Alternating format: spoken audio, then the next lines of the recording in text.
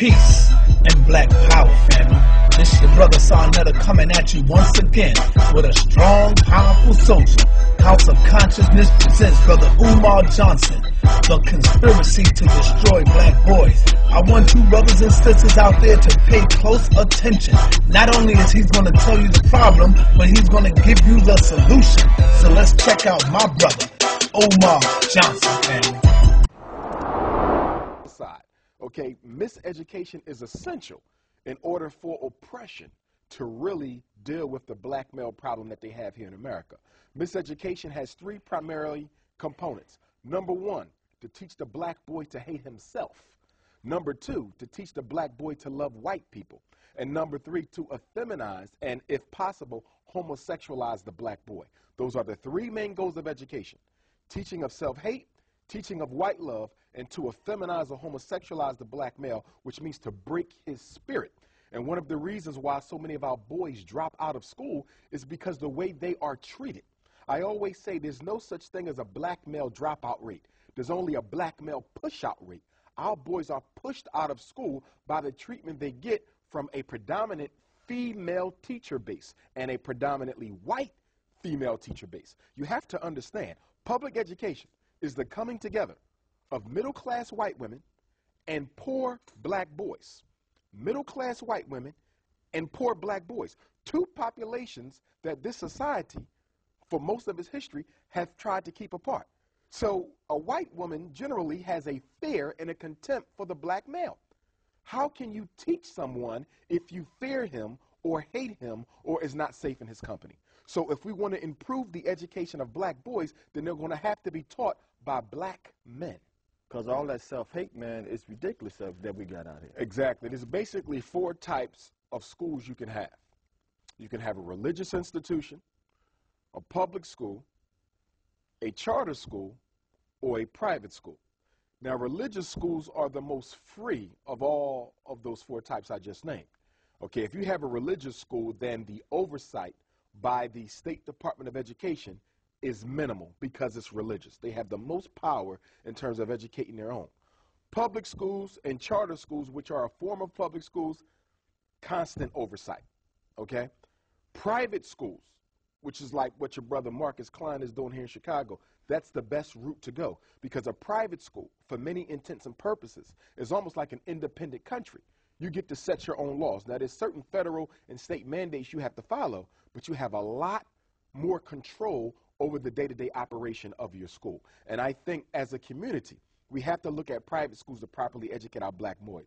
There's no way we can leave them in public schools and charter schools and expect them to be the type of men we need them to be. The primary goal of public education is to socialize. The primary goal of education is to socialize. I always say that your son probably can't read, but he knows the Pledge of Allegiance. Can't write his name, but he knows the Star-Spangled Banner. Okay, can't do math, but he knows who George Washington, Thomas Jefferson, and Abraham Lincoln was, although all three of them were anti-African presidents. So the purpose of public education is to socialize. And that is one of the biggest reasons why we have this great homosexual threat, because now, as a population control measure, they are socializing black children to be lesbian and homosexual as a strategy to reduce the birth rate in the black community. Homosexuality is not being pushed as a cultural revolution. Homosexuality is being pushed as black population control to convince an entire generation of black children to have sex with people of like gender. Why? Because if I can convince black boys to cohabitate with black boys, and if I can convince black girls to cohabitate with black girls, then what do I do to the black population rate, the birth rate? I cut it in half. Same thing with prison. The mass incarceration of black men, which is a function of miseducation, is being done to control the black population rate. When a black male is incarcerated, and when he is incarcerated during his prime years, from about 18 until 38, then what you are also doing is not only incarcerating him, but you are incarcerating the two babies that he would have had he not been incarcerated. Oh. Everything that's done must be viewed as a population control strategy. Everything that's done is population control. Even when you look at the welfare laws that were put into effect in the black community, many of them forced okay, the woman to separate from the man in order to get certain types of assistance. Everything is about controlling our numbers. So whether it's AIDS, whether it's Ebola, whether it's special ed, whether it's Ritalin, whether it's jail, whether it's homosexuality, everything is about exterminating the black gene. Eugenics means the extermination of the black gene. Not the poor black gene or the rich black gene. Not the light-skinned black gene or the dark-skinned black gene. Not the educated black gene or the uneducated black gene. It is about the extermination of all of us, which is why bourgeois, elitist, middle-class Negroes have the wrong idea, because many of them believe that if they accommodate the system will spare them. Yes, the system will spare them until the end because they need them in order to exterminate the masses. But once the masses are exterminated, you can best believe that the elitist clique is next to follow. White supremacy does not put black people in groups. It is for the extermination of all of us. I also believe that the religious institutions have a lot to do with how we've gotten in the condition that we're in, but I also think that they have a lot to do with why we stay in the condition that we're in. For example, when you look at most inner cities, you have churches, masjids, and religious temples on almost every corner.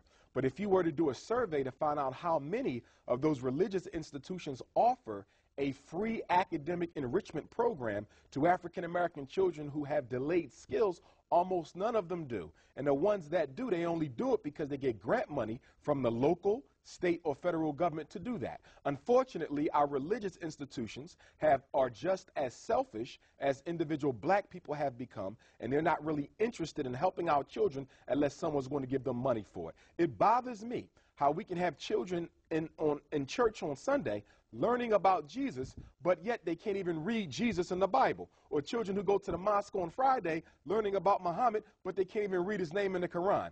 My point to the religious institutions, and I don't have a problem with religion, I don't see anything wrong with them. In fact, sometimes they can be a benefit. Okay, they can be a benefit, but religion is neutral.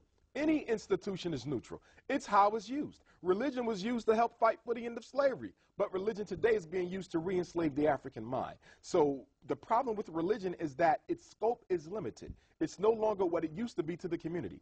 100 years ago, you could go to the church in order to get a job. You can go to the church if you had social issues. You can go to the church if you had run-ins with the law and if your rights were impeded upon. Unfortunately, today, the church is only prepared with helping black people get ready for heaven, but they're totally content with allowing black people to exist in political hell every day.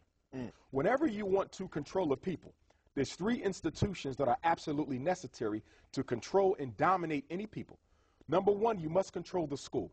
Number two, you must control the church. And number three, you must control the military. Those are the three most important institutions in any community. So when you look at the black community, obviously, we don't have our own community police force. So that's totally controlled by Europeans. Then when you look at the church, that's also totally controlled by Europeans. We tend to look at the mosque and look at the church and say that these are black institutions. No, they're not. The process, the mindset, the ideology is totally European. We don't have an African-centered form of Islam, and we don't have an African-centered form of Christianity. We got European and Arab forms of religion that are simply being managed by black personalities. Religion is the most political institution in the black community. It always has been. When slavery began, it was done through the church. When the missionaries came into Africa to subdue and colonize, they did it through the church. Whenever the enemy wants to get a stronghold in the black community, they call up the clergy. They call up the imams. They call up other religious leaders who they know will push forward their program. There is nothing non-religious about the church. The church and the mosque are totally religious. And in fact, one of the reasons why black people are being so successfully oppressed and subdued in this country is because many of the people who stand at the pulpit are afraid. They are afraid to do the work that they claim they were sent here by God to carry out. As far as homosexuality goes, we have to understand that the movement to homosexualize black children, and particularly the males, began in 1972. The Rockefeller World Population Council, along with Planned Parenthood International, and yes, I'm talking about the same Planned Parenthood that was started by eugenicist Margaret Sanger to open up abortion clinics near the black community to reduce the black population.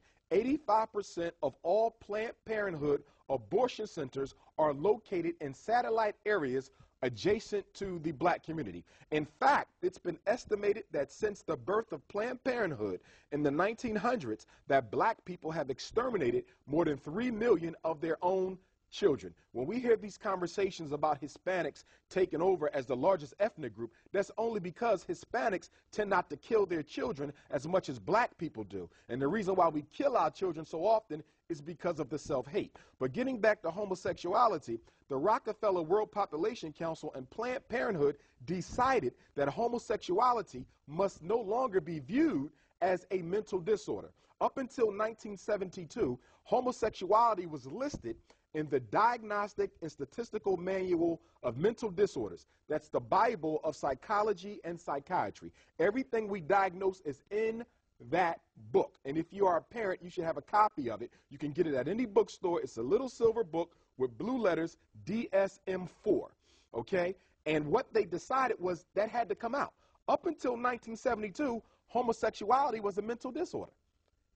At the American Psychiatric Convention in 72 or 73, the homosexuals were able to infiltrate the movement and was able to encourage the psychiatrists to vote to remove homosexuality from the list. So homosexuality has only been normal in America for about 35 years. Once they decided that homosexuality would no longer be abnormal, it was then decided that it would be pushed into the black public schools to control our population.